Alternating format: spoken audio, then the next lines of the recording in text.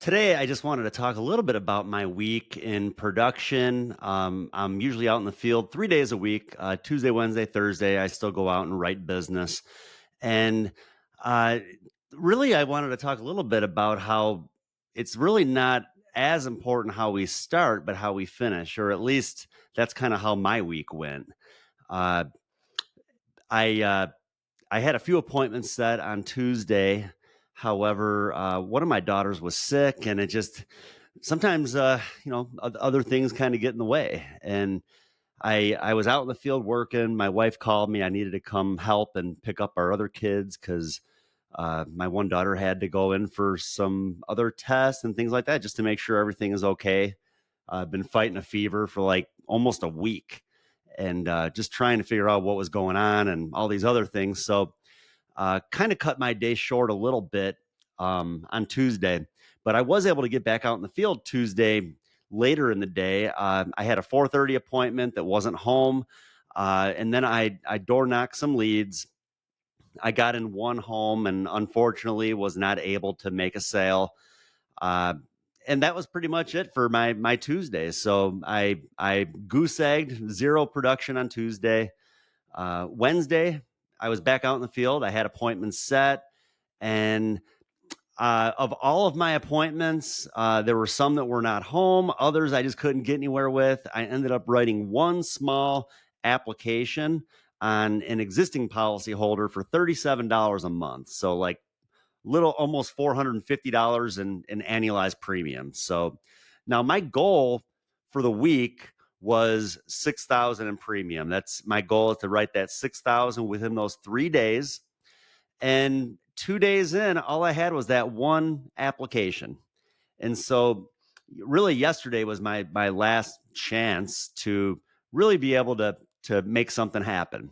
I did have a few appointments set, and I had an early appointment in the morning, husband and wife. We sat down, and I almost think that the guy that I was talking to, I almost think that he was on my training on Monday where we talked about overcoming objections, because this guy, he was throwing everything at me.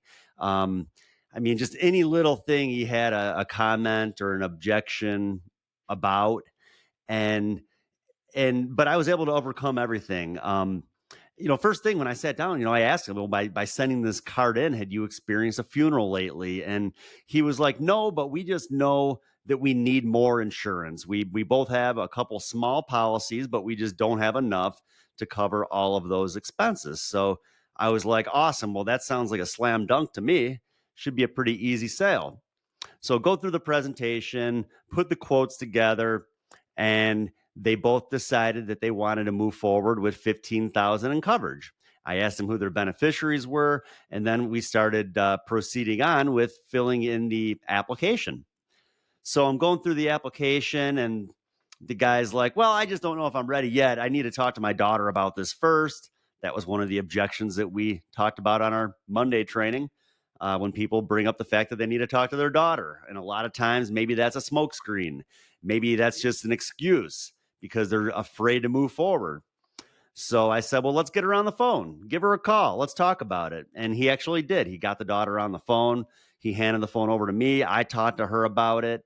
And I almost feel like maybe the daughter is in their ear with a lot of things, with business, because she was okay with them moving forward, but then even other things throughout, they were hesitant with. We got to the point where I talked about needing their bank information to set up the monthly payment. He received his Social Security deposit on the second Wednesday of every month. So that was when we wanted to set the pay date for. So I go through that with him, and he thought that it was just set up automatically through Social Security. And I told him, no, we actually need your account and routing number. It's set up to coincide with your Social Security, but I do need that information so we can set up the payment properly. And then he was hesitant with giving me that information. And the presentation went well. We had good discussions. I mean, we built some rapport. His wife was a big fan of dogs, and I mean, they had some dogs. I mentioned how I have 3 dogs. I showed him pictures of my 2 boxers, and Like the rapport was there, the relationship was good, and I really couldn't pinpoint or understand why they were hesitant with giving me the banking information. And then I kind of realized that maybe it was the daughter who just, maybe she tells them, like, don't give out that information to anybody, don't give out your social security number to anybody, because they were just real hesitant and real nervous to give me this information, even though they knew that it was important and that they needed it. uh, I showed them my insurance license. I asked them if there was any reason why they shouldn't trust me. I mentioned the fact that I've been in the business for 21 years and that if I was doing stuff the wrong way, I probably still wouldn't be in business. I mean, most people that shortcut things or write business that they shouldn't be writing, they don't make it in the business. So, and I told them, heck, I mean, I've been doing this for 21 years. There's really nothing you should be concerned or worried about. Uh, he decided to move forward. He found his banking information. He provided that to me, and then went through his whole application. Everything was good to go. And then I got to the wife's application, and we started filling everything out. And then she was hesitant to give me her social security number. And it's like, we're building this good relationship. I'm here to help you.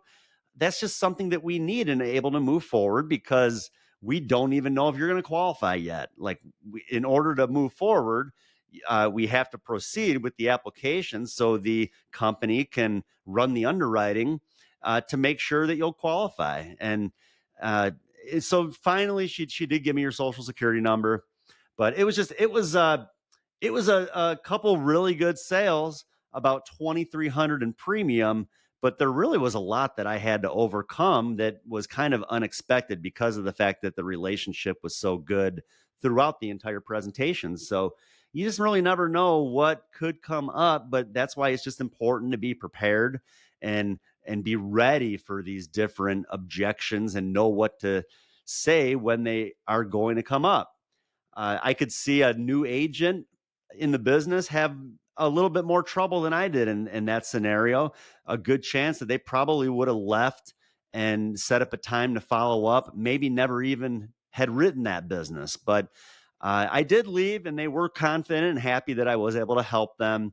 I mentioned that I would be emailing them a copy of the application along with a brochure and some other information, and that once that first payment comes out, they'll receive their policies. And at that point, if they have any questions, they can be sure to get in touch with me.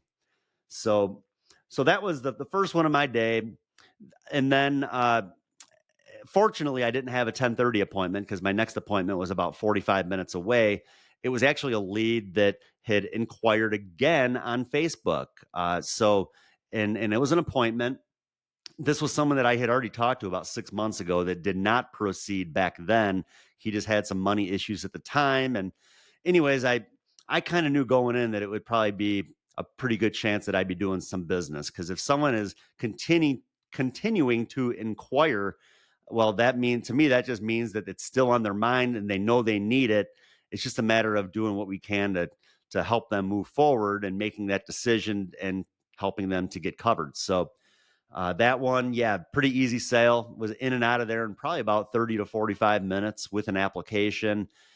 Pretty good sale too. I think it was almost $900 in annualized premium.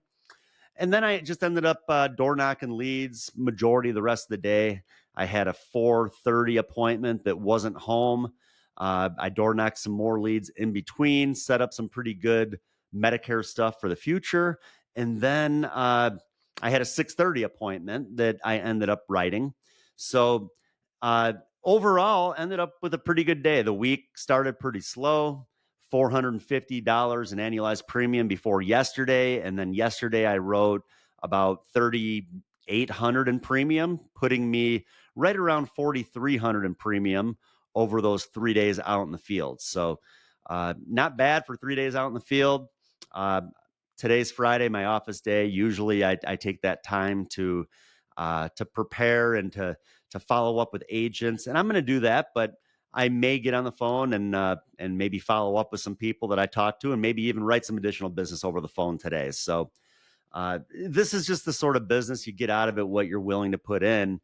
And sometimes maybe the week doesn't start the way that it's intended to, or the way we intend for it to. But we just have to move forward and remember that the good days are going to make up for the bad. I mean, 2 days in a row. Again, the first day was kind of more of like a personal day where I wasn't able to work a whole lot because of an illness in the family, but was still able to get out there. Unfortunately, wasn't productive. And then the next day, same thing, just real slow, not catching a whole lot of people at home.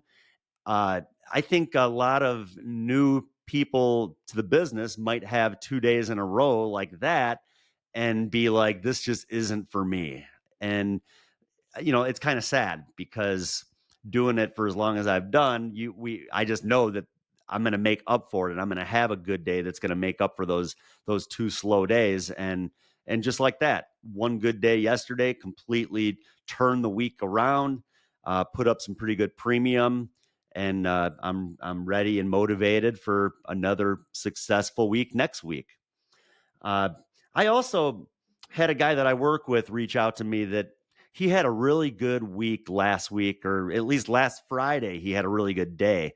I think he wrote close to 3,000 in premium just in that one day. And he's a new agent, very new to the business, just got his license maybe 2 or 3 months ago. And he texted me yesterday, Adam, my client from Friday called me wanting to cancel her policy. What should I do? And I told him, I said, well, give her a call, find out why she wants to cancel, and then give me a call back. And he said, okay. So he gave her a call. She said, well, thank you so much for helping me, but I found a $50,000 policy for $50 a month, and it's just a much better deal than what you were able to offer me. So I'm just going to move forward with that. And that's what this guy tells me that the client had told him. And I asked him, I said, well, how old is she? And he said, well, she's 64 years old. And I asked him how her health was. And he said, well, she has diabetes, she's on insulin, and she's got neuropathy. And I said, there's no way that at 64 years old, she's going to be able to take out a $50,000 whole life policy for $50 a month, especially with the fact that she's got diabetic neuropathy. So I said, why don't you give her a call back? Actually, what I did, I had him call. He figured out the agency that had written the business. I said, why don't you call out to that agency and just say that your mother is 64 years old and you're looking for a policy for her, and get a quote, see what kind of information they provide to you, provide the health information, and just see what they tell you. So he did. He called out to this agency, said that he was looking for a policy for his mom, that she was 64 years old and that she had diabetic neuropathy. And they quoted him something completely different. They quoted him like a $20,000 policy that was like a guaranteed issue for $120 a month at her age. And where he wrote a policy for, I think, 20,000 for less than that. So evidently, whoever she had spoken with when she had taken out the new policy was not providing her the proper information, or he was shortcutting things, trying to figure out a way to get her a cheaper policy than what she had just taken out. And to me, it maybe sounds like something that could have been maybe unethical, maybe even fraudulent to write, especially if she had provided her health information to that agent. So I said to my guy, I said, well, why don't you give her a call back now and let her know that because she wants to cancel the policy, that policy is already in the mail, and that you're going to have to come by to pick up the policy, and that you would prefer to wait until she gets the other policy too, so you can come by and you can take a look at both of them and see how they look. Tell her that you're a little bit concerned because with her pre-existing health that it would be next to impossible to take out a $50,000 policy for $50 a month. So you're just a little concerned because it almost feels like maybe that policy was written under false pretenses, not saying that the client wasn't upfront, but maybe the agent was shortcutting things and doing what he could to put her in a policy that she didn't belong in. And that if she were to pass away within the first few years on that contestable policy, there's a real good chance that company is just going to rescind that policy. And what that means is that all the family would receive back would be the money that was paid into that policy, and that's it, which would really do no good to the family. And so he mentioned all of that to his client, and then she was even a little bit concerned about it. And she said, "Yeah, I think that makes sense. If you come by, let's take a look at things, and then we'll figure it out." So I'm thinking, if anything, he might be able to go back and maybe even write her some additional coverage. If she really wanted 50,000, we did 20,000 on her. Maybe he might even be able to write a little bit more. But I think it's good too. He showed her that he actually does care and he's looking out for her. It's not just he's worried about the fact that he's going to lose a sale. He's concerned because it just doesn't make sense, that other policy that was written. And this guy too, I was real impressed. A young guy, he's 19, I think, 19 years old. I went out and worked leads with him last week, and he had an appointment set in this apartment building, and we went to see the person, and she was not home. And I know a lot of times if you get blown off, you have a no-show. I've seen a lot of guys where they'll just throw that lead out the window. Like, forget this. I don't want to deal with this person if they're just gonna blow me off. But he didn't do that. He was very persistent. So I was real happy with that, to see a young guy new to the business, real persistent. He went back to see this person, tried catching up with this person another 3 times this week. And this is a lead that's a good hour from where he lives. Tried catching up with her 3 times and was not able to get her. He actually put a little note under her door at her apartment with his business card, just pretty much saying, I know you need this and I'd be happy to help you. Please call me so we can set up a time. And oddly enough, she actually called him back. I mean, it's something that doesn't happen very often, that someone would actually call back even by doing something like that, but she did. So I was happy to see that he actually took that extra effort, didn't give up on it, and got a call back from the lady, and was able to set up an appointment for yesterday, and he wrote some business on it. So, and that was one too. I think he wrote, it was like $700 or $800 in annualized premium that I think most agents probably would never even have written, because they would have just gave up on the lead before that. So that's where, again, we just have to remember, when we're working leads, it's important to be persistent. Don't give up on them. There's a reason that people filled a card out. There's a reason that people inquired online, filled out a form. It's on their mind. And maybe just the time that we were there to see them, that they were not there. Maybe something came up. Maybe they forgot. Unfortunately, that's just part of the business, and those are things that happen. But I train my guys that when they set up appointments, to plan ahead as though they're not going to be home. If you have enough leads, you can always plan ahead, and you can put a route together, and you can always find somebody else to go see. So even if that appointment's not home, at least you know that you should still be able to generate business if you have enough leads available and people to go see. So that's about all I have for today. I just wanted to mention a few things about my week. It's not always about how you start, but how you finish. And even if you have a few bad days out in the field, don't give up. Remember that the good days are going to make up for the bad, and don't give up too soon. Especially if you're new to the business. You have a few bad days, you just got to brush it off, get back out there and do it again, and you'll be happy that you did. As I've mentioned, in the past, 21 years in the business, I've had days where I'll knock on 30 doors, not catch anybody at home, get doors slammed in my face. And heck, I could have quit and moved on and done something else, but I just have always known that next day could really make up for it. And that's really what yesterday proved, that those first 2 days, heck, $430 something in annualized premium over 2 days. And then yesterday, to get out there and write 4 applications totaling close to 3,800 in premium, really made up for those first couple days, where many agents maybe would have given up after those first couple days and said, you know what, I'm just going to get out there next week and try again. I stuck with it, and it paid off. I ended up having a pretty good week over those 3 days. So I hope all that information is useful and helpful to you. Please be sure to follow and leave some comments and some suggestions. We All of your feedback is greatly appreciated, and it'll help us in the future, even if you have ideas for some future episodes. So thanks again, and good luck out there.